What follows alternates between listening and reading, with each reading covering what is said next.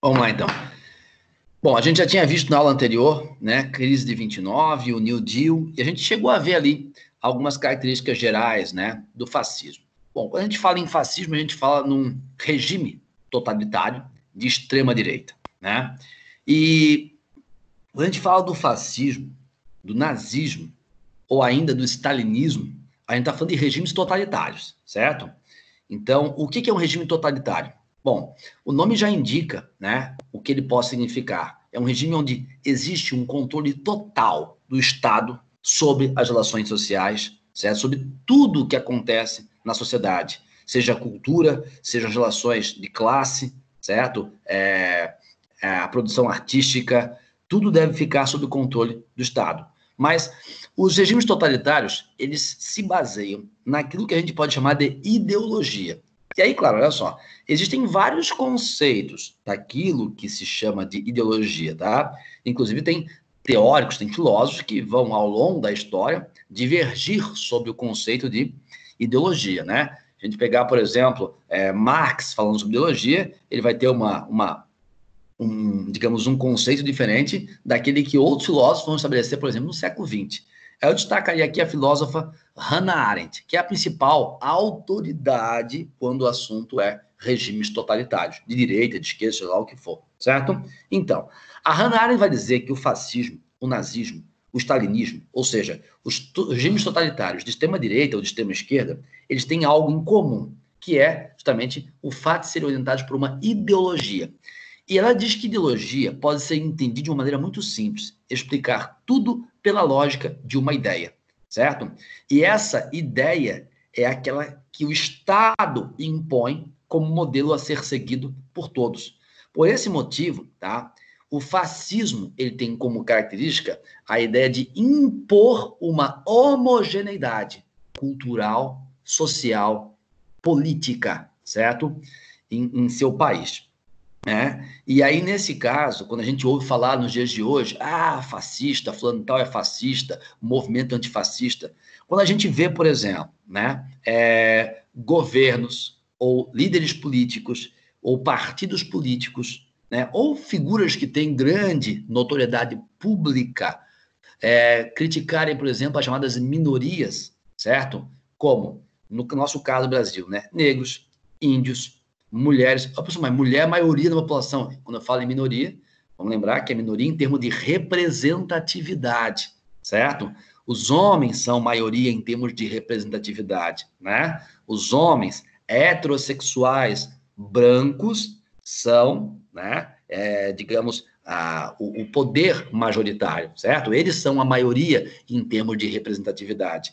Então, quando a gente fala de desrespeito às minorias como mulheres,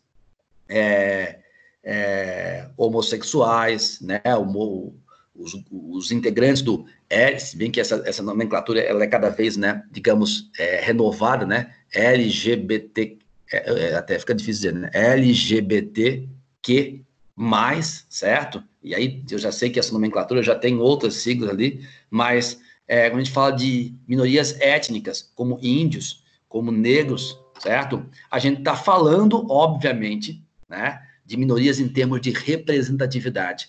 E quando a gente vê um discurso que ignora essas minorias, eu não vou aqui omitir o que eu estou falando do presidente Bolsonaro. Quando a gente vê o presidente Bolsonaro dizendo no seu discurso, certo, de campanha eleitoral, de que as minorias devem se submeter à vontade da maioria, essa maioria, certo, é justamente o quê? Um grupo homogêneo. E esse grupo homogêneo não aceita a heterogeneidade, não aceita a diferença, não aceita as minorias. Quando vem acusar, né, o Bolsonaro ou qualquer outro simpatizante dessa ideia de menosprezo, de aversão às minorias, e chamam isso de fascista, é porque existe sim uma semelhança na forma de pensar do fascismo. O fascismo ele se pauta numa ideologia homogeneizadora, como o nazismo e como o stalinismo também, certo? Então, são características de regimes totalitários, porque eles se fundamentam em ideologia. Ideologia é aquilo onde se explica tudo pela lógica de uma ideia, e essa ideia, que é a ideia imposta pelo Estado, a ideologia do Estado, serve para homogeneizar a sociedade nos seus aspectos econômicos, políticos e sociais e culturais, certo? Com o objetivo de que todos igualmente se submetam ao poder total do Estado. É mais fácil o Estado exercer seu poder total se tiver, né, uma sociedade homogênea. E para isso é preciso fazer o quê? Eliminar tudo que for diferente, tudo que for avesso a essa ideologia do Estado. Por isso que todo discurso homogeneizador, ele é o quê? Ele é violento, certo? Porque ele prega uma tendência a se eliminar tudo que for diferente. Essa eliminação pode ser física, deliberadamente física, como foi no caso, né, do fascismo de Mussolini, do nazismo, né, de Hitler e do próprio stalinismo, certo? Mas nos dias de hoje, quando se fala, né, de fascismo, ele não tem, obviamente, ele não se manifesta da mesma maneira como foi nos anos 20, 30 e 40, né? Ou ainda depois, né? Porque a gente pode considerar que o fascismo na Espanha e em Portugal vai até ali, né, os anos 70, com Salazar, né, em Portugal e Franco na Espanha. Então, hoje, quando se fala em fascismo, na verdade, a gente não pode falar do fascismo de maneira, digamos, anacrônica, né? Não dá para dizer assim que a gente tem hoje no Brasil um governo fascista como era nos anos 20, 30 e 40. Não dá para afirmar isso, certo? Há muitas características diferentes, certo? Há um ambiente democrático, por mais, né, que a democracia esteja sendo constantemente questionada e constantemente também, né, agredida por vozes importantes, mesmo assim é um ambiente ainda democrático. Então não dá para dizer que é um fascismo da mesma forma que tivemos nos anos 20, 30 e 40. Mas dá para dizer que existem características semelhantes ao fascismo pelo discurso homogeneizador e de forte aversão às minorias, né? O Brasil é o país que mais mata homossexuais no mundo, certo? A violência contra índios, a invasão a terras indígenas por madeireiros, inclusive incentivados, né, por um discurso dominante, tudo isso é um indicativo que nós temos, sim, características que aproximam, certo, as práticas políticas dominantes no Brasil hoje a práticas fascistas, tá bom? Vamos ver como o fascismo chegou ao poder na Itália e quais são as suas características mais específicas naquele contexto dos anos 20, 30 e 40. Vou compartilhar minha tela com vocês aqui agora, tá bom?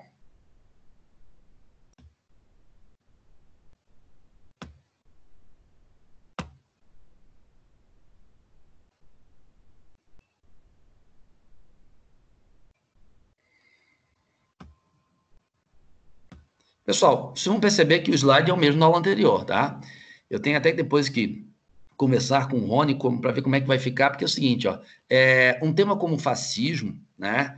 Às vezes tem várias situações em que, num módulo, eu não consigo vencer em uma aula, né? Então, é diferente das aulas gravadas, é uma outra dinâmica.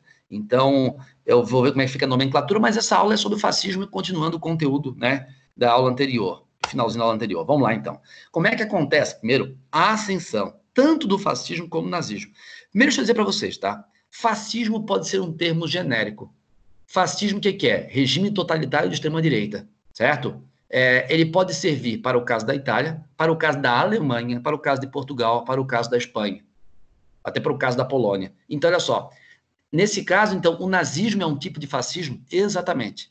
Mas como o fascismo ficou muito caracterizado como algo originário na Itália, e o nazismo da Alemanha tem algumas peculiaridades, né? Acostumou-se na historiografia a dividir, né, a diferenciar nazismo de fascismo. De fato, a gente vai ver que existem algumas diferenças, mas existem muitos pontos comuns aqui. Bom, vamos ver o contexto histórico em que ocorre a ascensão, né, do nazismo e do fascismo, certo? É o contexto do entre-guerras. Primeiro vamos colocar isso, né? É o contexto ali entre a Primeira e a Segunda Guerra Mundial, os anos 20 e 30. Em 22, o fascismo chegou ao poder na Itália com Mussolini. Em 33, na década seguinte, né, com Hitler na Alemanha, temos a ascensão do nazismo. Vamos lá, então, olha só. Primeira coisa, tá? Temos aqui um colapso do liberalismo. Nós temos aqui uma crise após a Primeira Guerra Mundial, que já afeta boa parte da Europa e que já traz uma crise daqueles regimes liberais que chegaram ao poder lá no final do século XIX, na segunda metade do século XIX, alguns até um pouco antes. Então, a gente tem uma colapso do liberalismo. Seja no liberalismo econômico, como a gente viu claramente com a crise de 29, como também do liberalismo político, por conta desses regimes, certo? Relativamente democráticos, que ascenderam, essas monarquias parlamentaristas constitucionais, que ascenderam ao poder, né, ali no século XIX, em alguns casos, né, em alguns casos até um pouco antes ainda. Vamos lá. Olha só. A democracia, apregoando aqui os direitos individuais, é algo que está em crise. A ideia de livre mercado, a racionalidade do mercado, também é algo que está em crise. É claro que a crise do modelo democrático é mais forte após, né, a Primeira Guerra Mundial. E a crise da ideia do livre mercado é mais forte após a crise de 29. Mas vamos lá. A gente tem, nesse contexto de crise do capitalismo, no mesmo contexto em que ocorre a Revolução Bolchevique, um conjunto de reformas, né, na Rússia, depois da União Soviética, a partir de 1922, isso serve de referência num contexto de crise capitalista, né, em que o socialismo chega ao poder na Rússia e sobrevive de maneira imune à crise de 29, por exemplo. O socialismo vira uma alternativa importante. Nós vamos ter uma expansão socialista. Em vários parlamentos europeus, em vários países, vamos ter os socialistas ocupando um número maior de cadeiras e exercendo uma forte influência política. Bom, isso representa uma ameaça ao capitalismo, uma ameaça à burguesia. É aí que nós vamos ter a reação de grupos, de milícias armadas, que são ao mesmo tempo partidos políticos e que vão ter o apoio da burguesia. A burguesia que está nesse contexto de crise do capitalismo, a burguesia enfraquecida, certo? Sem condições de fazer frente a essa expansão socialista e que vai apoiar as milícias de extrema-direita, certo? Os camisas pardas, né, nazistas, e os camisas pretas fascistas. É por isso que nazismo e fascismo é um regime de extrema-direita, porque ele está aliado aos interesses da burguesia. É a burguesia que patrocina os camisas pardas na Alemanha, é a burguesia que patrocina os camisas pretas, certo? Na Itália, tá bom? Para preservar o capitalismo justamente dessa ameaça socialista. Então, não dá para considerar que nazismo e fascismo é de esquerda, porque ele é justamente antissocialista, ele é anticomunista. A origem dele está no combate dessa ideologia, né, bolchevique. Muito bem. O Tratado de Versalhes, ele também é um outro elemento importante, tá? Só um pouquinho, deixa eu explicar aqui por que temos um ressentimento de classe. Porque a burguesia que esteve... Lembram da Belle Époque? Aquele momento de bem-estar econômico das potências capitalistas, em que a burguesia capitalizava, né, e acreditava naquele progresso contínuo da sociedade, da economia europeia. Pois é, aí veio o grande colapso, que foi a Primeira Guerra Mundial, depois um outro tombo gigantesco, foi a crise de 29. Essa burguesia que perde poder econômico, que perde influência política, perde o poder que um dia teve, ela sente ódio dessa ascensão das classes operárias organizadas através de partidos socialistas. Essa burguesia, então, esse ódio impotente, o ódio impotente é o que a gente pode chamar de ressentimento. É o ressentimento de classe, certo? Quando essa burguesia sente o ódio da classe operária pelo status que a classe operária vem alcançando por conta da expansão dos partidos de esquerda nos parlamentos europeus, e a burguesia não consegue lidar com isso, esse ódio impotente faz com que ela, percebendo-se impotente, transfira o poder de combater quem ela odeia a quem de fato possa exercer esse poder, aos regimes totalitários, né, defendidos aí pelo partido nazista na Alemanha, pelo partido fascista na Itália. Bom, um outro elemento importante é o Tratado de Versalhes, que vai representar uma forte humilhação à Alemanha, certo? Batendo na cara do orgulho nacional alemão. Isso vai despertar um sentimento de revanche gigantesca. Vejam só, a gente já viu que a Primeira Guerra Mundial teve como uma de suas causas o revanchismo francês. Os franceses, com sangue nos olhos, depois que o imperador, né, Guilherme I da Prússia foi coroado como imperador do Império Alemão na sala de espelhos do Palácio Versalhes. Pois então, mas aí na Primeira Guerra Mundial, a França estava do lado que venceu a Alemanha. E a humilhação à Alemanha, o revide a revanche à Alemanha, foi dada exatamente onde? Na sala de espelhos do Palácio de Versalhes, onde foi assinado o famoso Tratado de Versalhes, que considerou a Alemanha culpada e impôs severas punições à Alemanha, certo? Então, esse ressentimento alemão, esse orgulho nacional ferido, gera aqui um discurso ultranacionalista, certo? Muito bem. Esse é o contexto genérico em que tanto o nazismo como o fascismo chegam ao poder. Agora vamos falar da ascensão específica de Mussolini. Olha só, nós vamos ter, em 1919, o Partido Socialista, lembra da expansão socialista da qual eu falava? Então, ocupando 1/3 das cadeiras do parlamento italiano. Lembrando que a Itália era uma monarquia, certo? Temos aqui no poder o rei Vítor Emanuel III, certo? O filho do Vítor Emanuel II, aquele da unificação. Então, a Itália é uma monarquia, mas é uma monarquia parlamentarista. E o Partido Socialista ocupa 1/3 do parlamento, certo? Ele não consegue ainda fazer o primeiro-ministro, certo? Não consegue fazer ainda o primeiro-ministro, mas representa uma ameaça gigantesca. E nós temos aqui um contexto de grave crise econômica, que é a crise pós-Primeira Guerra Mundial. A gente tem greves organizadas pela classe operária, e claro que com forte articulação com o Partido Socialista, e temos também as ocupações no campo promovidas pelas ligas camponesas, chamadas Ligas Vermelhas, que vão ocupar terras, vão invadir, ocupar terras, certo? De pessoas que possuíam terras em caráter improdutivo, segundo o discurso das Ligas Vermelhas, para promover justiça social no campo, promover reforma agrária. Muito bem. É nesse mesmo contexto de grave ascensão socialista que nós temos a fundação do Partido Fascista, e que vai encontrar, desde o início, uma simpatia da burguesia, da classe média e também da Igreja Católica. Tá?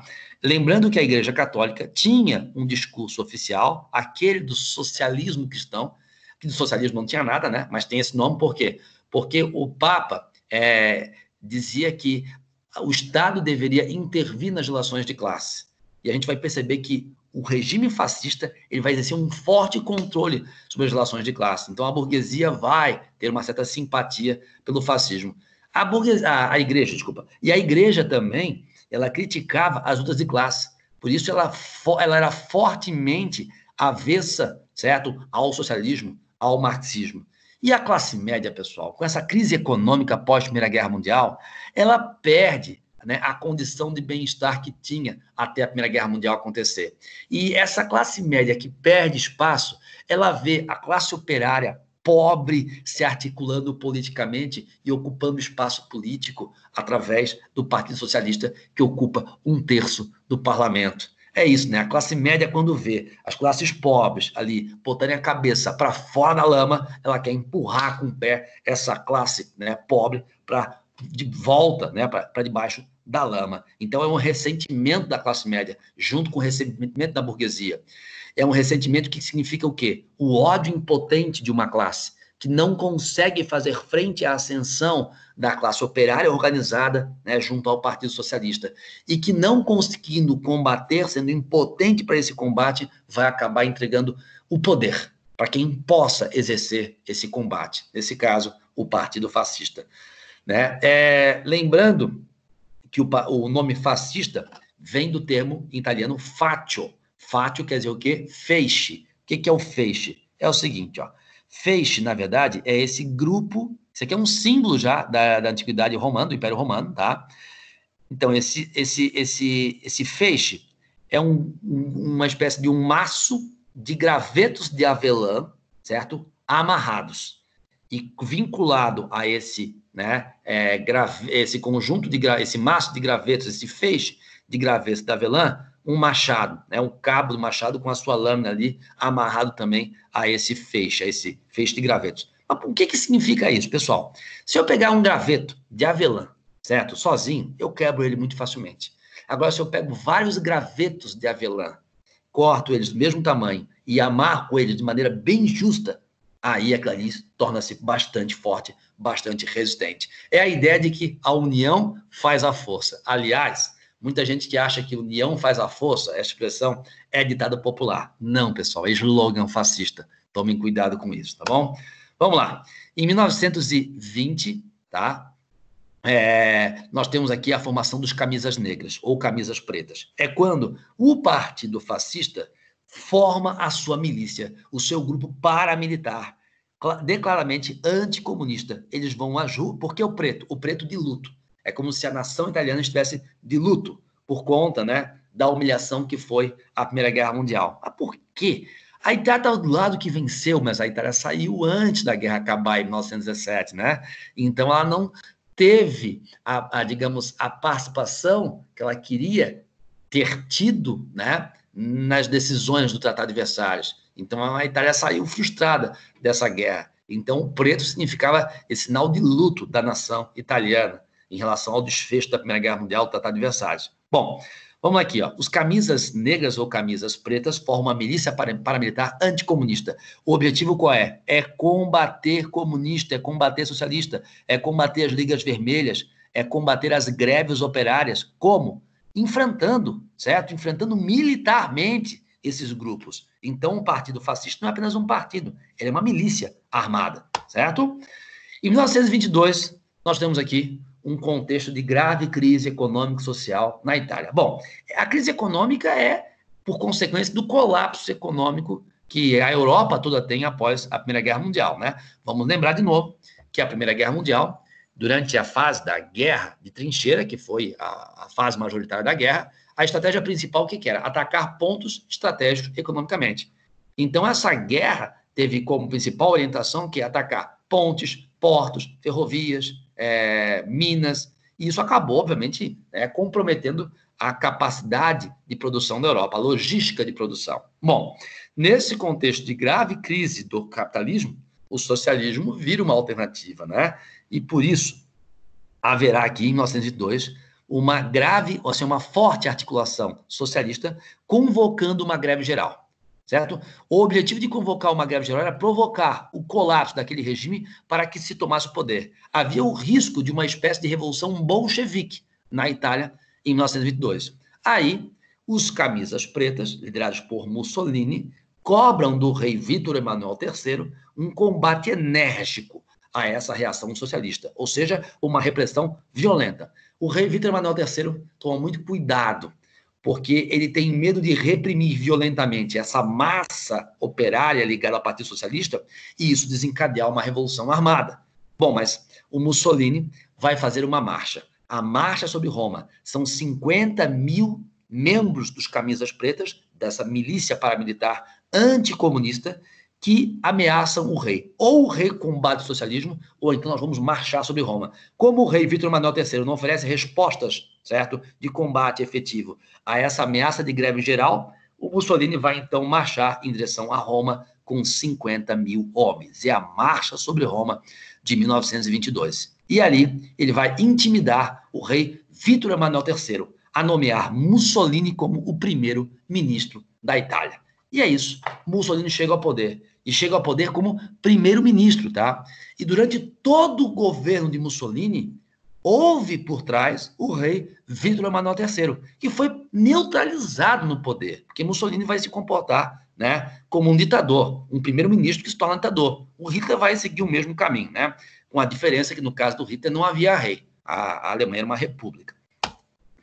Vamos lá então. Em 1924, tá? Matteotti é um político que faz críticas severas às práticas de Mussolini no poder, forjando eleições, fraudando eleições, certo? O fascismo, inicialmente, ele tentou, digamos, usar uma cara democrática. As eleições aconteciam, mas eles fraudavam as eleições para garantir maioria do partido fascista no poder, certo? E aí Matteotti, um líder socialista, vai fazer severas críticas e ele vai ser assassinado. E por causa do assassinato dele, nós temos então a convocação de greves socialistas pela Itália. É um novo contexto de risco de uma greve geral que pudesse desencadear uma revolução de caráter bolchevique na Itália. Bom, diante disso, o Mussolini vai então decretar as chamadas leis fascistíssimas. Ou seja, vamos ter aqui, cassações de licenças das credenciais de advogados que iam à justiça defender os oposicionistas socialistas que eram presos pelo regime de Mussolini. Tá? Imagina, prender advogado, certo?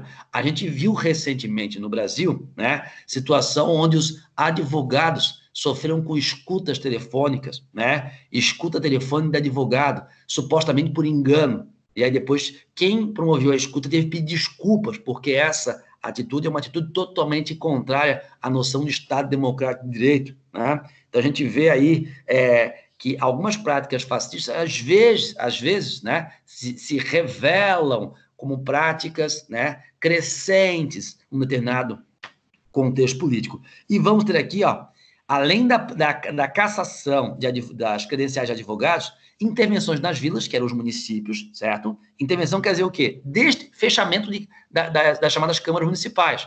Eles não chamam de câmaras municipais, certo? Mas das associações das vilas. Eles vão intervir aqui e vão fechar. Onde tem, por exemplo, vila com digamos, como é que se diz? Faltou a expressão aqui agora. Assembleias, né? Vilas com assembleias, como se fossem as nossas câmaras municipais, com maioria de esquerda, maioria socialista, sofre intervenção. Ou seja, se fecha essa instituição legislativa dos municípios. E aí esse município ficará sob controle, sob intervenção nacional. Além do fechamento, intervenção em sindicatos, fechamento de redações de jornal e há prisões, né? Prisões de várias pessoas ligadas aí aos sindicatos, a jornais e também políticos socialistas de oposição. A ideia é o que é? Acabar com todos os focos de oposição. Bom, a gente vai ter em 1926 a extinção dos partidos políticos. Então, olha só, pessoal. Sempre que vocês veem alguém dizer o seguinte, ó, a política não presta, política é uma porcaria, né? O STF não presta, o Congresso não presta, tem que fechar o Congresso, fechar o STF, acabar com os partidos, certo? A gente pode entender que esse discurso pode vir, claro, de um certo descontentamento em relação, né, às práticas políticas no Brasil como um todo. Mas é preciso tomar cuidado, porque a ideia de eliminar instituições judiciárias, eliminar a separação de poderes, intervir sobre o poder legislativo e acabar com partidos políticos é uma prática tipicamente totalitária. O nazismo fez isso, o fascismo fez isso, o stalinismo fez isso. Certo? Então, a ideia de partido único é comum aos regimes totalitários, tá bom? Então, a gente vai ter aqui, ó, a extinção dos partidos políticos, só pode um partido, partido único, o partido fascista. Vamos ter aqui também prisões, nova onda de prisões, cassações de mandato e a imposição clara da censura estabelecida pelo Estado. E intervenções agora não somente municipais nas vilas, mas intervenções em governos provinciais. Aí vai ser um controle do Estado cada vez maior sobre as várias esferas do poder nacional.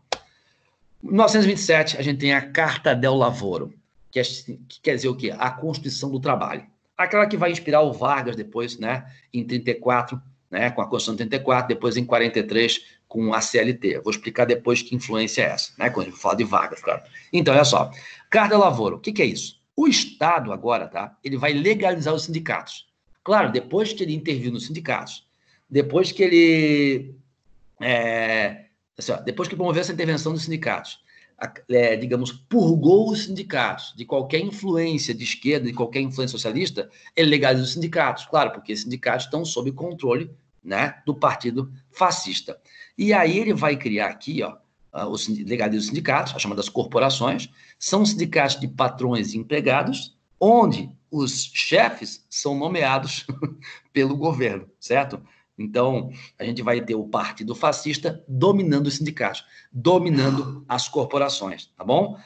Mas se cria leis trabalhistas. É verdade, se cria leis trabalhistas, porque o Estado passa, então, a regular a relação entre patrão e empregado, para justamente evitar conflito de classe. E, ao mesmo tempo, o Estado controla as corporações, que são sindicatos de patrões e empregados, onde quem controla essas instituições é o Estado, claro, mediando e pacificando a relação entre a classe patronal e a classe empregada, a classe trabalhadora, certo? Para evitar, digamos, que o bolchevismo, que o discurso socialista, que o marxismo se expandisse, né, como bandeira entre a classe operária.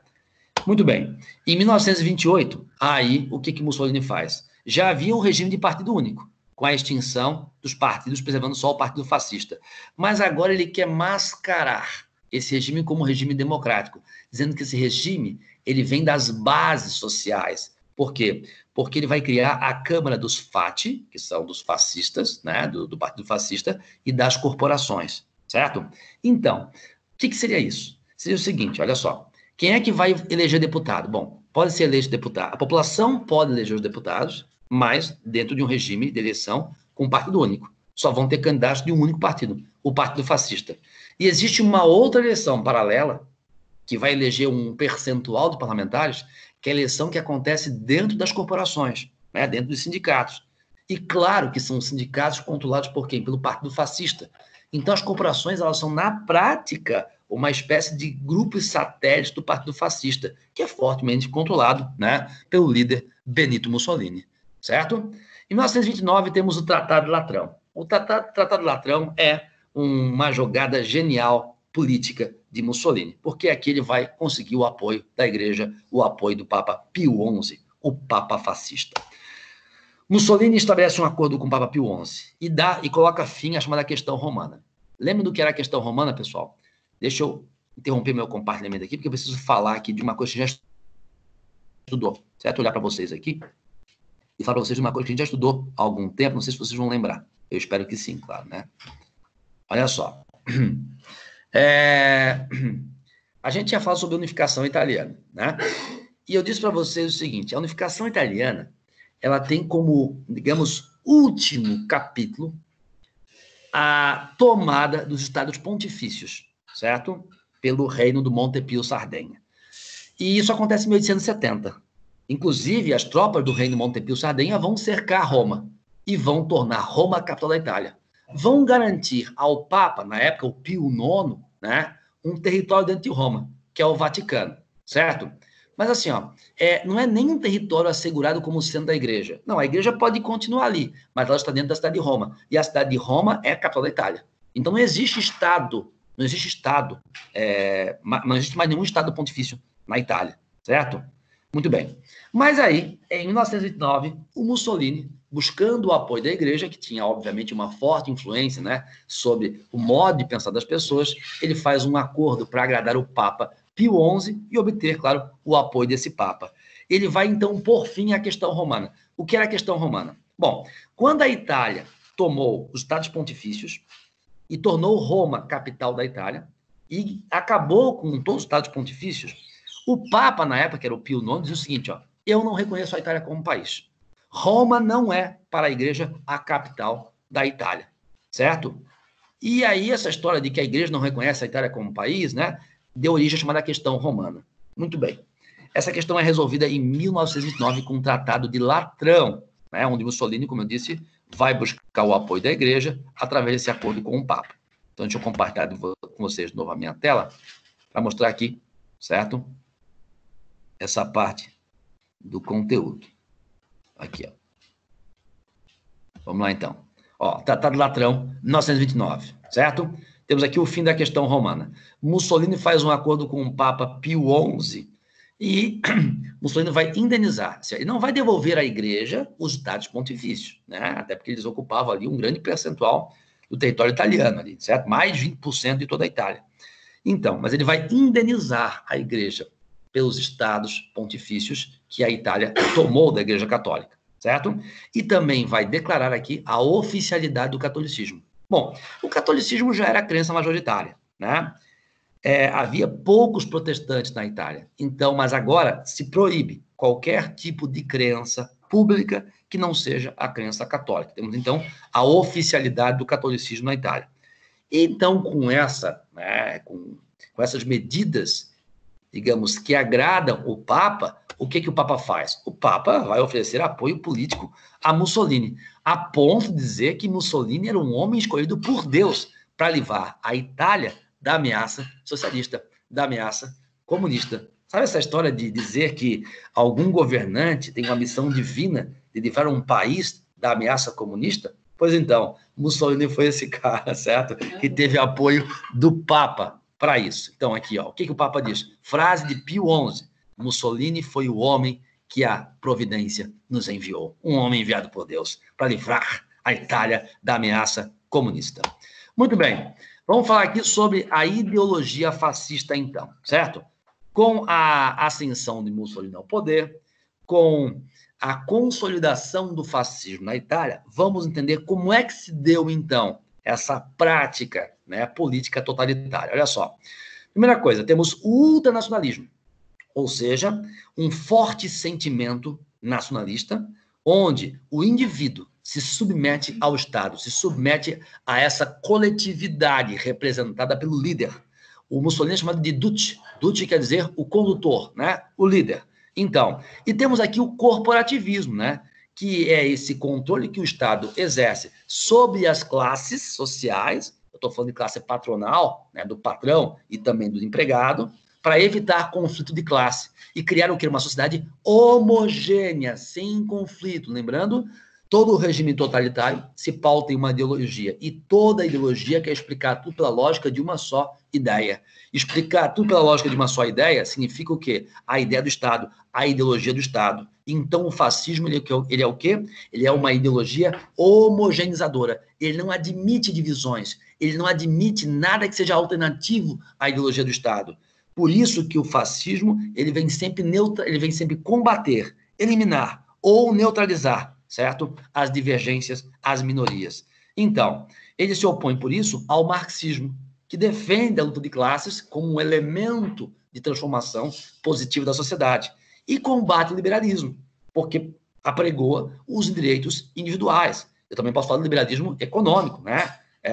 O fascismo vai ter uma política econômica fortemente intervencionista também. Então, o fascismo é antimarxista e é antiliberal.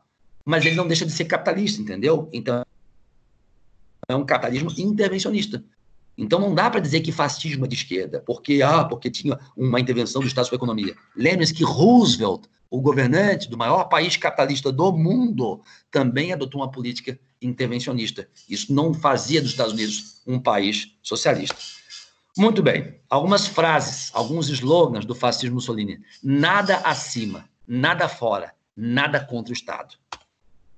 Nada pelo indivíduo, tudo pela Itália. Certo? Então, os direitos individuais do liberalismo, por exemplo, certo? São completamente rechaçados pelo fascismo. A união faz a força. Então, por favor, tomem cuidado. Não achem que isso é frase bonita, não achem que isso é ditado popular. Isso é slogan fascista. Se isso virou ditado popular, é pela força da expressão que o fascismo exerce sobre o imaginário político, certo? No Brasil. Temos aí, crer, obedecer, lutar. Nada de pensar, nada de criticar, certo? Nada de contestar. Todo mundo deve se submeter à ideologia do Estado. Claro, o fascismo é sempre homogeneizador. Olha só, a superioridade cultural. Pessoal, se o Hitler vai dizer que o povo alemão pertence a uma raça superior, no aspecto biológico, a suposta raça ariana, e que essa superioridade biológica se traduz em superioridade cultural e, portanto, deve também se traduzir em superioridade política, econômica, territorial, o discurso de Mussolini não parte da eugenia, ele não parte de um discurso biológico, ele parte de um discurso cultural. Ele fala de uma superioridade cultural da Itália por portar o legado romano, sendo, na visão dele, o legado romano aquilo que funda, certo, a sociedade ocidental. Então, por isso, a Itália é superior a todos os outros povos no aspecto cultural. Temos aqui, então, uma expansão civilizatória. A expansão da Itália, a expansão territorial militarista de Mussolini, significa levar essa civilização que porta o legado romano aos outros povos, né, inferiores culturalmente. Olha só, e para isso, claro, é preciso o quê? Uma expansão militar. Essa expansão militar depende do quê? De uma submissão massiva da população a esse projeto de Estado, de um ultranacionalismo, certo? Que, claro, tem a ver com a ideia de uma forte militarização. Por isso, Mussolini diz, nada jamais foi ganho na história sem derramar sangue. É um discurso de expansão civilizatória, mas que se dá, claro, com um aparato militar violento. Então, olha só, por isso a militarização. Ele vai invadir a Etiópia, interessado ali, claro, em petróleo na região, e depois vai enviar 50 mil homens para apoiar Franco na Guerra Civil Espanhola, certo? Que é uma guerra que vai se dar entre 1936 e 1939, onde os fascistas do general Franco, apoiados por Mussolini e por Hitler, vão derrubar o governo democrático socialista que havia na Espanha. Nós vamos ter uma experiência socialista democrática na Espanha, mas ela vai ser derrubada, né, por essa campanha militar do general Franco na Espanha, apoiado por Mussolini, que envia 50 mil soldados para a Espanha, e também apoiado pela Marinha, pela Aeronáutica, né, pela Luftwaffe de Hitler, que é quando ocorre o famoso bombardeio à cidade de Guernica, né, na Espanha. Vamos lá.